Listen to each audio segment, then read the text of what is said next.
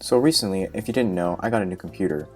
It was the M4 Mac Mini with 16 gigs of RAM and 256 internal storage. So it's pretty much the base model, and it's pretty good. So here's some things that I wanted to talk about. It's going to be pretty random, so enjoy my yapping. To start, here's what I've been using to control my Mac Mini. Yeah, I know what you're thinking. You dropped over 230 bucks on a keyboard and a trackpad? No, it was a gift. Compared to what I've been using before, I'd say it's pretty good. For reference, here's what I was using before. The IntelliMouse Explorer 3.0 USB and PS2 compatible with an old Magic keyboard from like 2005. In my eyes, it's definitely an upgrade. These things have been pretty decent at handling everyday stuff, and oddly enough, I'm starting to like the trackpad. I've used the keyboard to play many levels from New Super Mario World 2 Yoshi's Island by Yoshi's Fan, and it has a very distinct clicky feel that is super satisfying to use. So, now that you know I'm basic and using Apple's way to control the Mac, let's talk about the computer itself. This thing is really small. That picture isn't even exaggerated. You can actually do that. It's honestly pretty nice, and you can fit it anywhere, and it looks super clean. Very reminiscent of like an Apple TV. The most obvious thing you'll notice is the change in ports from the M3 Mac Mini. Apple ditched the USB-A and replaced it with 3 Thunderbolt USB-Cs on the back and 2 regular Cs on the front. According to Google, Apple removed the USB-A ports from the new Mac Mini system. Basically, they just changed it. For me, this results in having things like this. Ugh, what the fuck? And this. My Mac Mini has 2 fucking tumors coming out of it, which is amazing. Minis stopped having SD card readers for a while now, so it isn't that big of a deal. There's also an Ethernet port on the back that I never cared to use, and of course the power and an HDMI ports. Now, let me show you something. What the fuck is this? I know this shit has already been made fun of like a million times, and many people bring it up. I had to bring it up as well. Many argue that it's because the design is too small to fit anywhere else and that you don't even use the power button that much, but when you do, it's bad. It's awkward as shit trying to fiddle around finding it, and I feel like I'm assaulting it. Seriously guys, it's bad. Thankfully, this is definitely not a deal breaker, and I truthfully never use the power button. The Mini also supports 3 monitors. I know I'm never going to need that, but the fact that it can do it is cool. And no, I can't afford the studio display. The performance of this thing is pretty damn good too.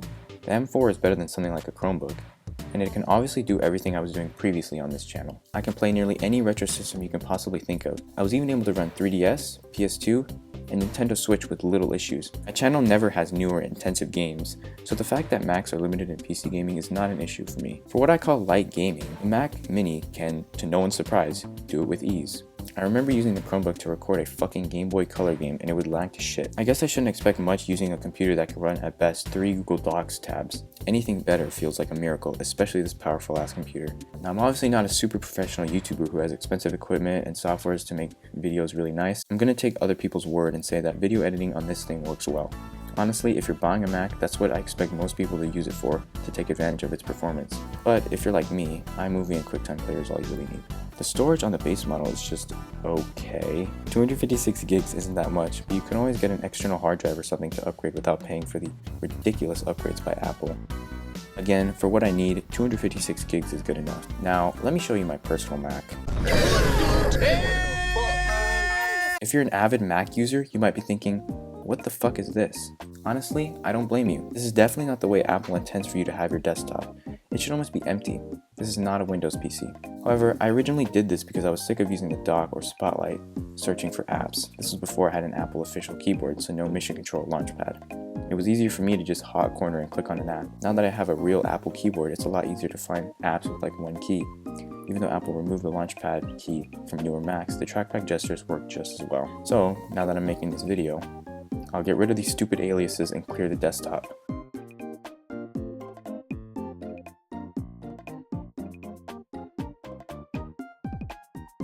Good, now it looks better. Plain, but definitely better. You can have a desktop background, but I don't really feel like making one or finding one. Plus they can be distracting, and at night, they're blinding. My monitor isn't the Apple one, so I have to use the thing in the back to change the brightness, and it's annoying. Let's talk about some of the Mac apps. First off, we got Calculator. It's a calculator. I mean, what do you expect? Honestly, I'd rather use something like Desmos. Next, we have TextEdit, the app I'm using to write this. This is basically Apple's Notepad, but it's a bit more customizable. To this day, I still don't know what the fucking RTFD file is. Then we have Stickies. All you really do is just write notes that stay on your screen. You can change the color too. Wow, amazing. Next up, Dictionary. It's literally just a dictionary. It unfortunately doesn't pronounce words for you like Google, so I pass on this one. I guess if you're really in need of a word definition and don't have the internet, there you go. Then we have Audio MIDI setup. I use this app pretty frequently when I record gameplay. Now, look at this. Why can't QuickTime Player record internal audio of the Mac? That's bullshit! Why do I gotta install a separate app to record internal audio? I find that really bizarre, especially since Chromebooks can record internal audio natively. What the ass? And finally, QuickTime Player. This app basically lets you take screenshots, record audio from your mic, or if you have a webcam, record with that. It also lets you play it back. Pretty basic, but honestly gets the job done pretty well. Also notice that it works with my Elgato capture card. The rest of the apps are either lame or stuff that's already seen on iPhones. That's one of the things I love about owning this Mac. Since I have an iPhone, the ecosystem works pretty well. All of my photos and files are pretty much synced, and I can do things like use my iPhone camera as a webcam for the Mac. All in all, I think I'm really starting to like this thing, and I'm getting used to it as time goes on. Now that I have a capable computer, my videos should start getting better and more interesting. For real this time. A shitty Chromebook really doesn't cut it.